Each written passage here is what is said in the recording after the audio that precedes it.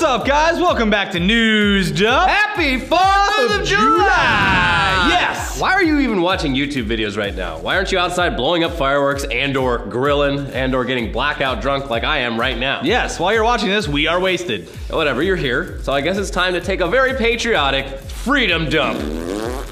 America. Starting off, if we had to make a list of the most rah-rah American movies ever made, 1986's Top Gun, about a bunch of top Navy fighter pilots training to shoot down dirty oh, we're just kidding. It's a bunch of lubed up guys playing volleyball. Yeah. That's really what it comes down to. Yeah, that would be near the top of the list. Yeah. Maybe at the #1 spot. It's basically a Navy recruitment video / gay porn, but Yeah. who gives a shit? Fighter jets are awesome, and Highway to the Danger Zone is one of the greatest songs of all time. That's true. Anyways, because Top Gun was so successful and remains such an iconic film, Paramount announced plans for a sequel back in 2010 that would reunite Tom Cruise with original director Tony Scott. But since Tony Scott's death in 2012, the fate of the sequel has been questionable, to say the least. But since major movie studios never let the tragic death of a director get in the way of massive profits, the project is obviously still moving forward. Yes. And last weekend, at a press day for Terminator Genesis, producer David Ellison revealed that Maverick will definitely be back, and that it'll be shot in 3D with minimal CG, which is good. That's good. And that drones will play a big part in the story. Man, I'm just waiting for that Goose prequel. I want to know more about Goose before he died. He had a wife and kids. Poor man. So anyways, he said, absolutely, I think this is a movie that should be in 3D and in IMAX. And again, something that you can shoot practically. As everyone knows with Tom, he is 100% going to want to be in those airplanes shooting it practically. When you look at the world of dogfighting, what's interesting about it is that it's not a world that exists to the same degree when the original movie came out. This world has not been explored. It is very much a world we live in today where it's drone technology, and 5th generation fighters are really what the United States Navy is calling the last man-made fighter that we're actually going to produce. So it's really exploring the end of an era of dogfighting and fighter pilots, and what that culture is today are all the fun things that we're gonna get to dive into in this movie. So, having a Top Gun sequel set 30 years later during actual wartime and not just the Cold War, with a 52-year-old Tom Cruise representing a bygone era of warfare, Yeah. I mean, that sounds like it could actually be good. Yeah. Especially if they do actually shoot it as practical as possible with actual jets and actual drones, I guess. Yeah, I could. Top Gun's not one of those sacred movies. You could do. I don't care if a sequel comes out. So. I don't really either. I'm just, from a quality standpoint, I think it could actually be good. Yeah. But moving on from great fictional Americans like Maverick to great real-life Americans like Stephen Colbert, he doesn't take over The Late Show until September. But in the meantime, he's keeping his TV hosting skills limber by guest hosting a local access news show in Monroe, Michigan. Yeah, the show, only in Monroe, is usually just a rundown of local community news, interviews with community members, and sometimes features a cat veterinarian segment.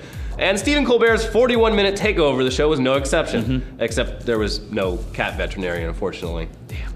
Colbert interviewed the show's actual host, did an entire segment about a Yelp review war between a local restaurant and a customer, and then interviewed Eminem in a style reminiscent of Between Two Ferns, with Colbert knowing absolutely nothing about Eminem aside from the fact that he's a rapper from Michigan. Yeah, he tries. Local rapper Eminem. Tries to give him advice. It's like, you know, you should really keep your options open. Do you have a backup plan like carpentry?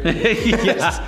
Some nice blue-collar job. He's like, as a guy who's been through the entertainment industry, I feel like I should bestow some tips, advice. yeah. So anyway, seeing one of the most talented late night hosts ever, hosting a lo-fi, standard def, 4x3 public access show in a dead silent room with no studio audience is really bizarre. Yeah. But if anything, it just further proves how talented Colbert is, that he was able to make the entire segment really funny despite being stripped of all the fancy window dressing that he usually has. Yeah.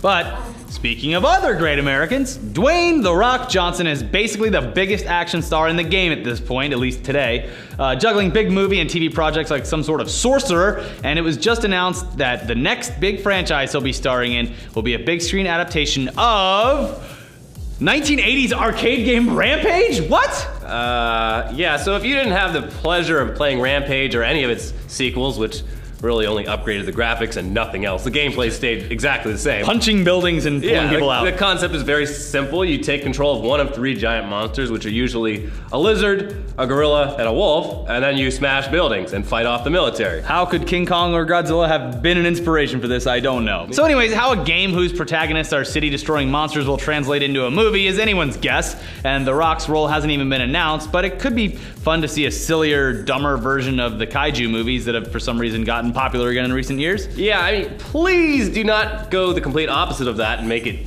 gritty. Because that'll just make it really generic and unoriginal. Yeah, like a Godzilla or a King Kong. Like Rampage is a ridiculous, silly game. The only way a movie will work is if it's just as ridiculous. I just want to see The Rock climbing up buildings and punching through and ripping people out and eating them. A giant rock. You think he's gonna be the gorilla? No, I'm not saying that. He's the wolf, obviously, Elliot.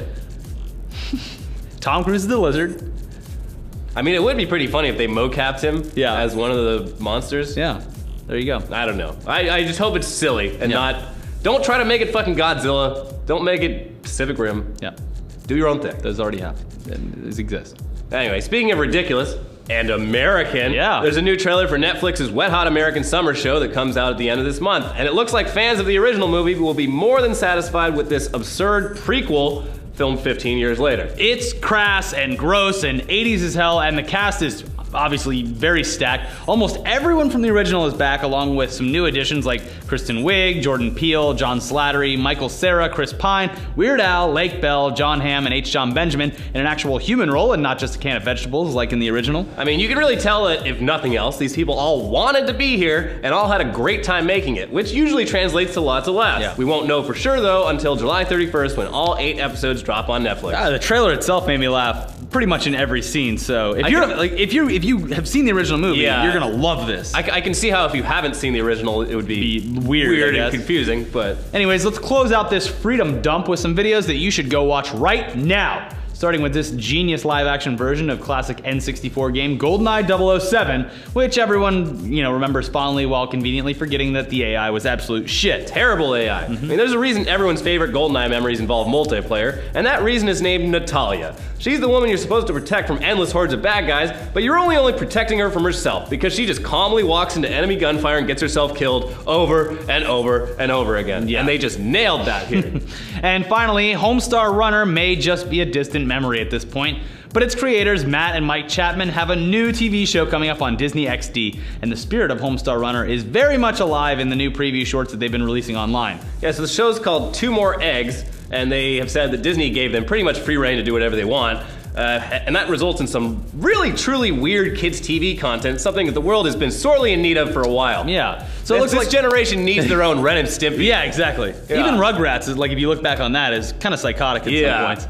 It looks like it'll just be a random assortment of recurring segments done in different animation styles, and the ones that they showed off so far are CGI pals, about a bunch of hideously rendered CG characters who are better than normal cartoons simply because they're CG.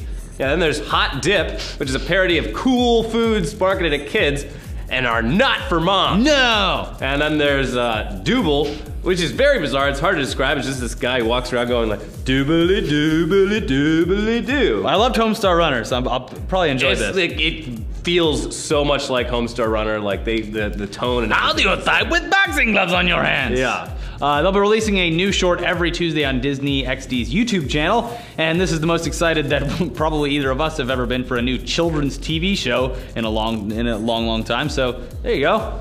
Anyway, that's our show. Woo! Happy 4th of July, and remember, we will not go quietly into the night. We will not vanish without a fight. We're gonna live on. We're going to survive. Today, we celebrate our Independence Day. All right, you alien assholes. Welcome to Earth. In the words of my generation, up yours. And I'm back!